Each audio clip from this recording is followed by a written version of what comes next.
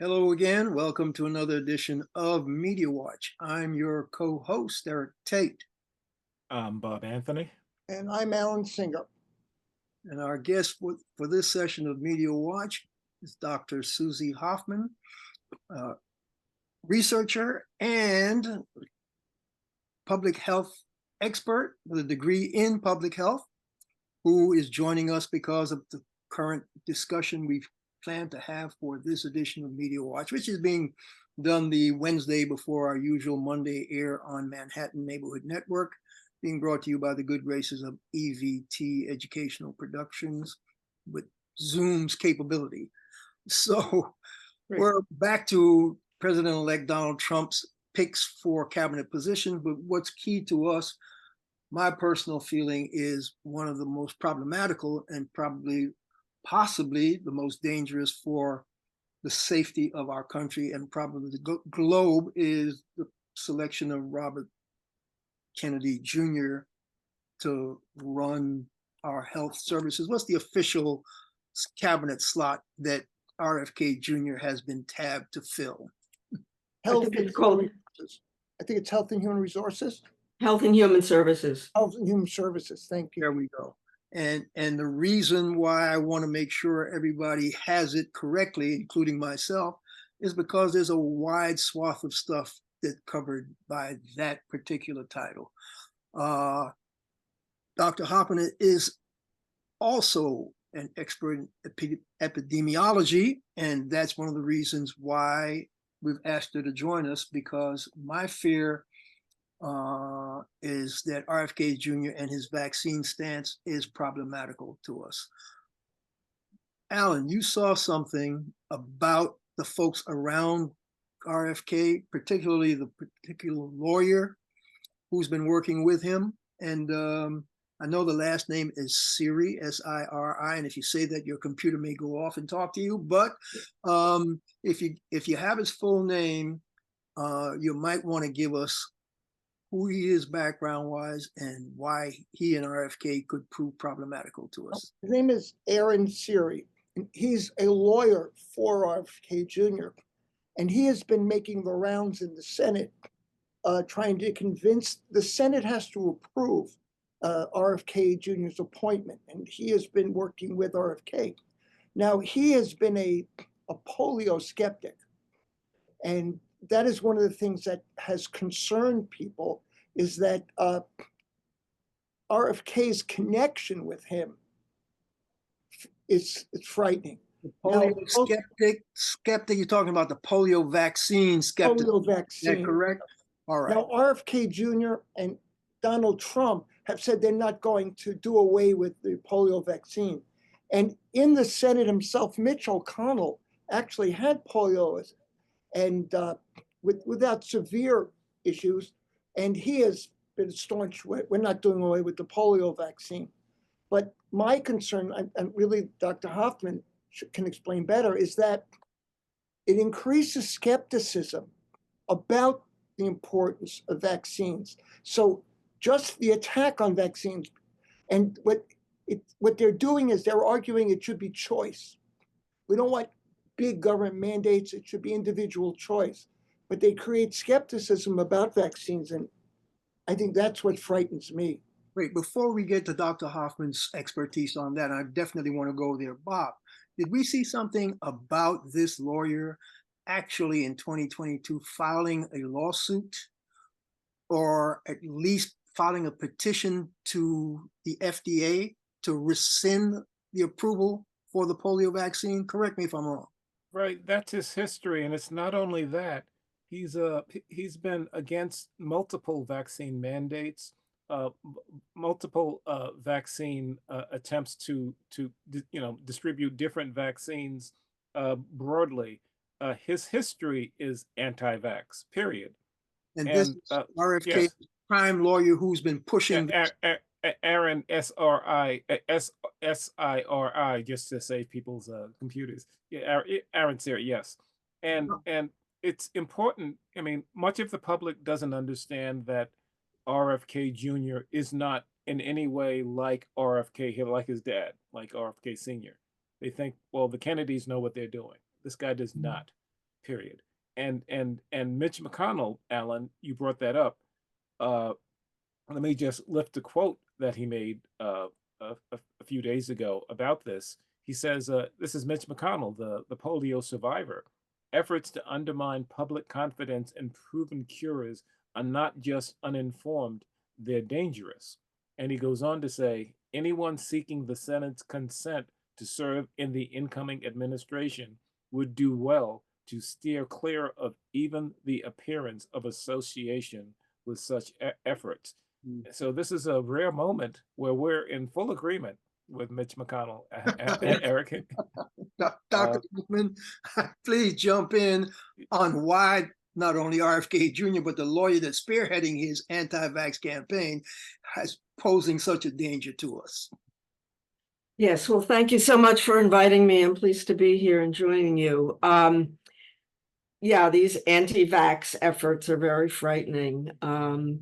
And I think they build on people's fear of government overreach. But I think of vaccines in a very different way. And I think it's important to point out that vaccines are not cure. Everybody always says that prevention is better than cure, and it certainly is. And vaccines are a primary form of prevention. And if we remove the approvals or even mandates that all children entering school be vaccinated against childhood diseases, really taking a step way back to times when I remember, I'm old enough to have been a polio pioneer. I was part of the clinical trials to test the polio vaccine. And before that, every summer it would be very frightening. Kids would be afraid to go outside. We'd be afraid to go to swimming pools. We'd be frightened that we're going to get polio. And that was a terrible, terrible diagnosis from which many people died or were paralyzed for life. And Mitch McConnell has a lifelong impediment in his walking that, comes from his polio. But if I could go on, I wanted to explain why vaccination of a whole population is so important. And to get a little bit technical, we talk about the concept of herd immunity. It's not about vaccinating masses of cows or pigs, but it's the idea that if most of the people in a population are protected against a particular disease, then that small number of people who, by virtue of their having a low immune system or some kind of other disease or having strong religious beliefs against the vaccination, they will be protected.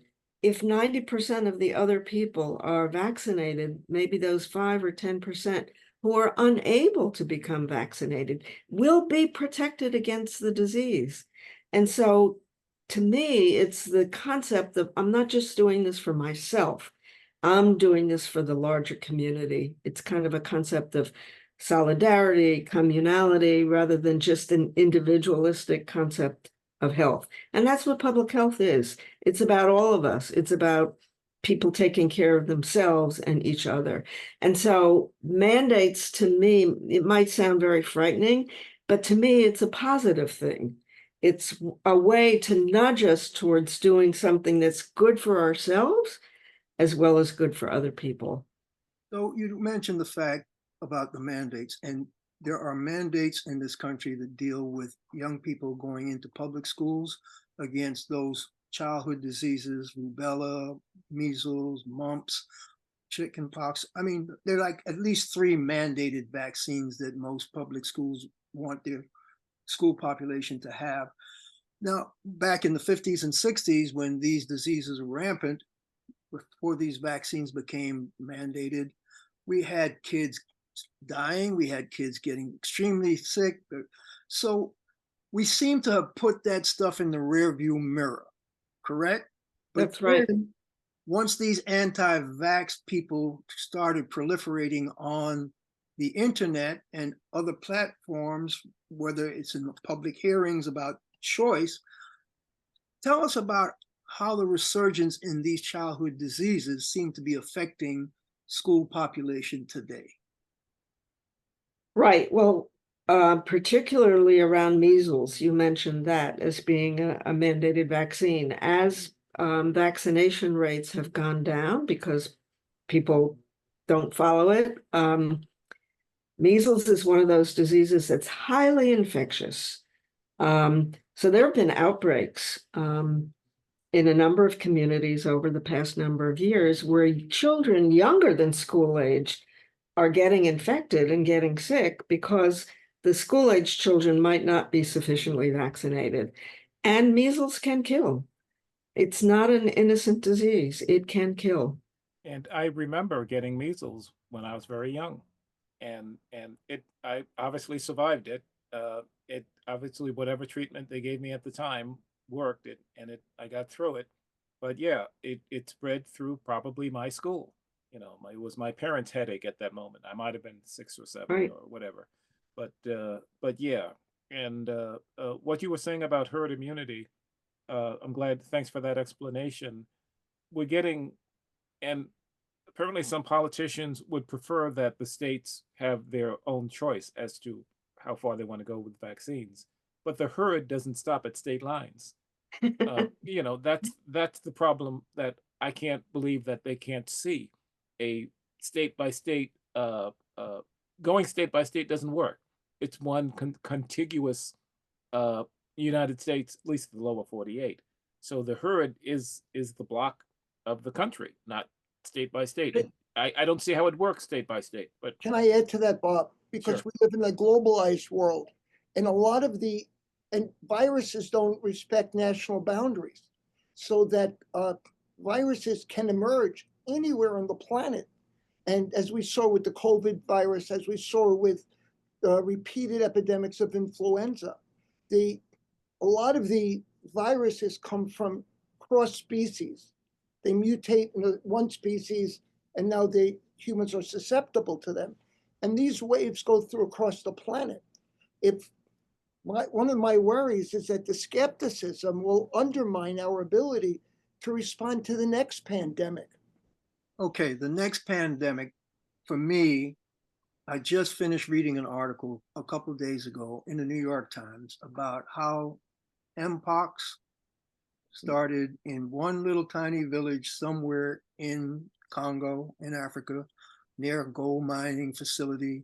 And because sex workers were interacting with these gold miners when they had payday and all that, the first patient, 0, who may have come down with it, left his town, ended up somewhere in Kinshasa. They discovered what it was, but the town that he left, it took them quite a while for the medical personnel to identify it as Mpox.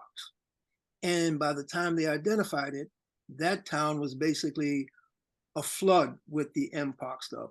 Patient 0, XY, whatever, he then moved it to Kinshasa. Guess what?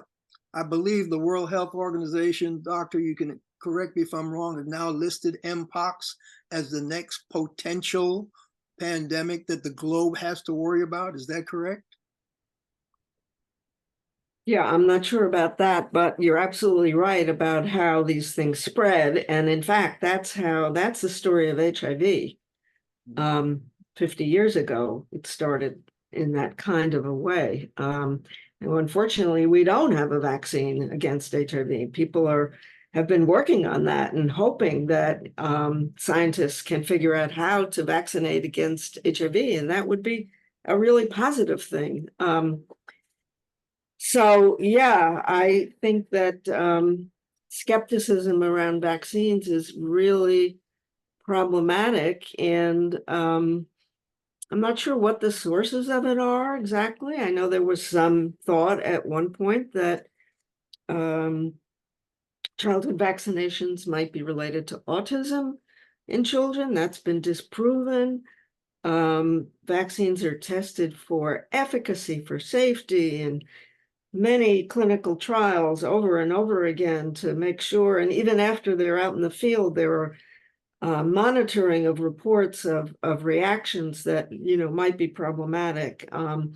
So I think that the public has a right to expect and be confident in the FDA's testing of those vaccines. I don't know whether you want to get into this or not, but you know, there is skepticism about some public health efforts, particularly in Black and African American communities, because of what happened in Tuskegee. And I think that has had some impact on how people see medical interventions, especially when they're mandated. And I've experienced that among people that I know very closely who are just concerned about doctors experimenting on us, because that there's a history of things not being done right. And I think we have to acknowledge that. Yeah, I believe that's part of what this Dr. Siri has been playing on, about the fact of filing all these lawsuits challenging the efficacy of these already approved vaccines by the FDA. And so what he's trying to do is roll back the approval to supposedly get larger scale, quote, efficacy testing, etc., when there's already a proven track record of field testing, documented results of the effectiveness and how well the vaccines were tested. Can you double back to those lawsuits, Bob or Alan, on how many he has filed against which vaccine? Do we have that handy by any chance? Because this is the guy who's helping RFK Jr. vet potential staffers for the incoming Trump administration. And he's a big anti-vax, claiming, as you said earlier, we prefer choice. We want more testing.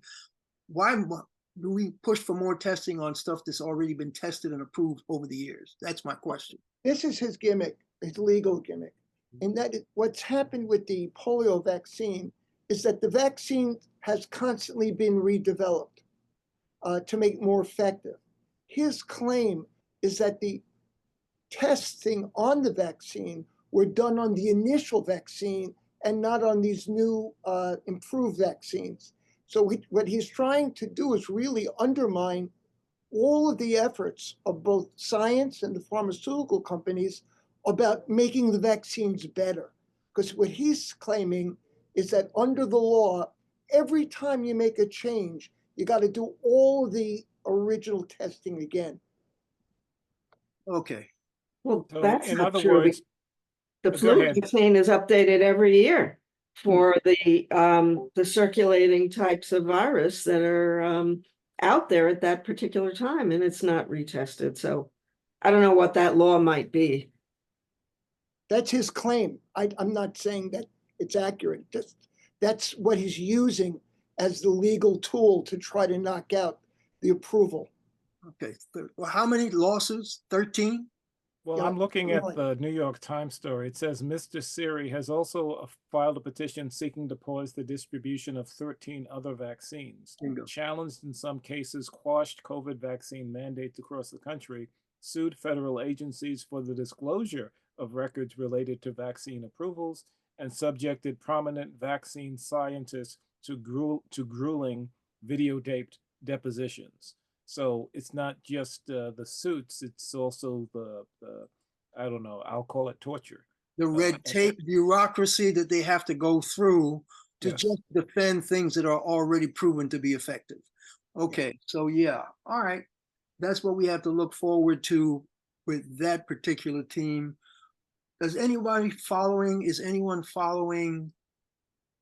RFK Jr.'s progress amongst the senators? I know Hegspeth, the nominee for defense secretary, has already made his rounds with the Republican senators. Has RFK Jr. had his meeting with Mitch McConnell or any other Republican senator as yet? And have we seen any feedback? I haven't seen anything about him meeting with any senators yet. I've just seen stories about him and this lawyer vetting potential hirees. I haven't heard it either, but that salvo from Mitch McConnell about anybody who's wants to be in the next administration better not back any of this nonsense is telling. So I don't know. I haven't heard about any meetings, but yeah, he has a steep hill to climb. If that's the way McConnell is speaking, and a lot of people, Republicans, will follow what their current leader will Alan, say.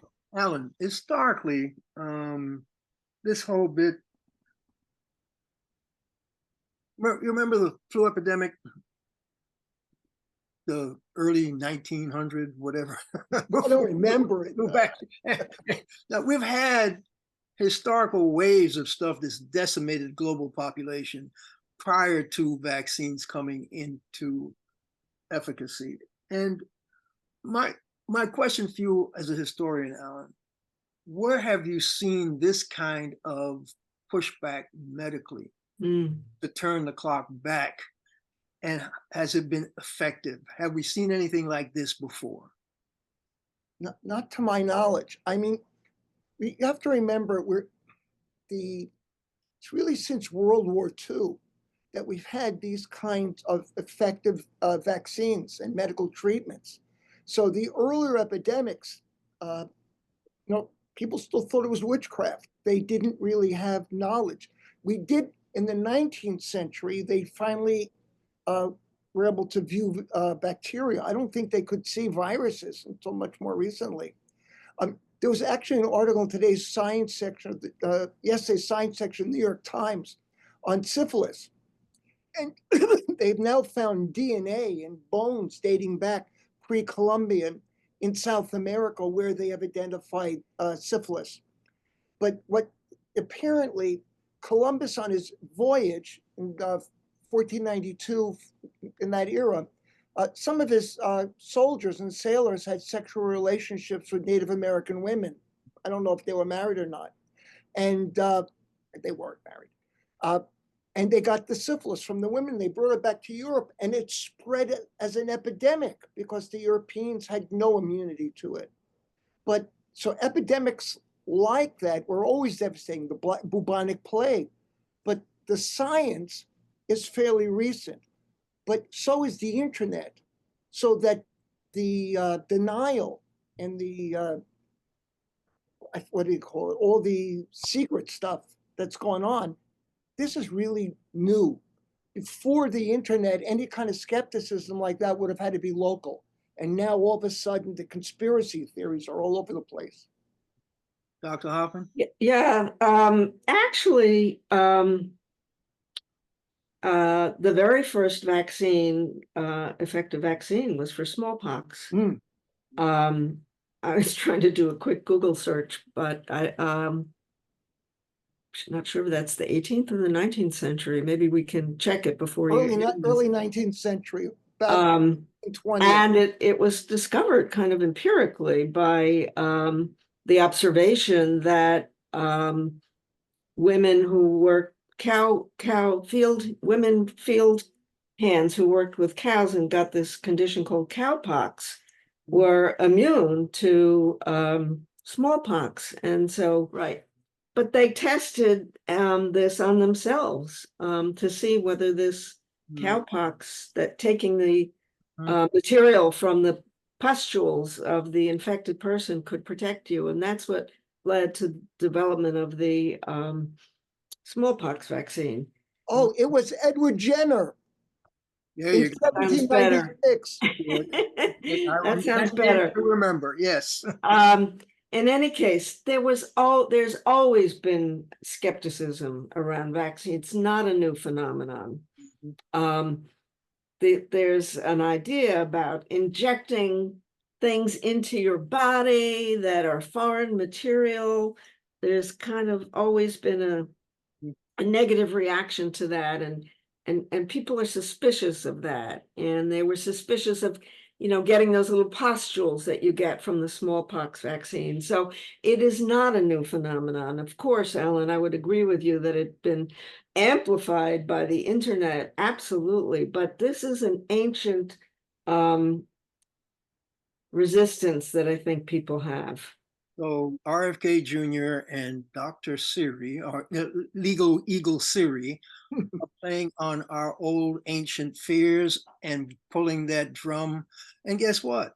I believe he had a successful campaign playing on new fears, and it was a campaign of fear and whatever that got this current president elected. And so it doesn't surprise me that would be part of their playbook. I don't know how much time we have left, but You're very timely, Eric. We have exactly 2 minutes left. well, we're going to segue real quick, like to the fact that this same president-elect has filed lawsuits against the ABC network, who decided to settle out of court rather than drag themselves to a lengthy legal battle that would have been costly, that they might have won based on the charges that he filed. But he has subsequently, Bob, tell us, filed a lawsuit against the Des Moines Register. Trump has filed a lawsuit against the Des Moines Register and the pollster for the Des Moines Register, accusing them of, quote, brazen election interference because they posted a poll that showed him losing in Iowa, even though he won it later, and allegedly just putting out a poll and doing that kind of research was election interference. And he's threatening other media institutions with doing the same. So this is a threat on the First Amendment. This is a threat to the media, and we'll have to keep an eye on it here on Media Watch. Actually, I spoke to my lawyer, our our legal expert, Warren Bonilla, and I asked him, look, he's threatened other media outlets with lawsuits. And so my question is, can they file countersuits against him for trying to interfere with their First Amendment rights as journalists to cover the news and report it properly? If they did so, if they could file a countersuit, would other media organizations be able to join the Des Moines Register? That's what I would hope action on that countersuit. That's exactly what I hope would happen. Legally, he said, yes, they couldn't file because they hadn't been sued, but they could file amicus curiae briefs with the Des Moines Lawyer Register's suit if the Des Moines Register chose to do that. He also said the Register could just flat do a request for dismissal as a act of fact of him trying to chill their First Amendment rights. Okay, and with that, we're done. We're okay. out of time. All right. Well, folks, this has been Media Watch. Dr. Hoffman, thank you for joining us, folks. We glad you could join us. Thank you very much. And Alan, Dr. Alan Singer, Dr. Susie Hoffman, and Robert Anthony, sign us off. I'm Bob Anthony. Catch up to us on Media Watch EVT on YouTube, and I'm happy to say that I was vaccinated yesterday. And we'll catch you the next time, folks. Stay safe.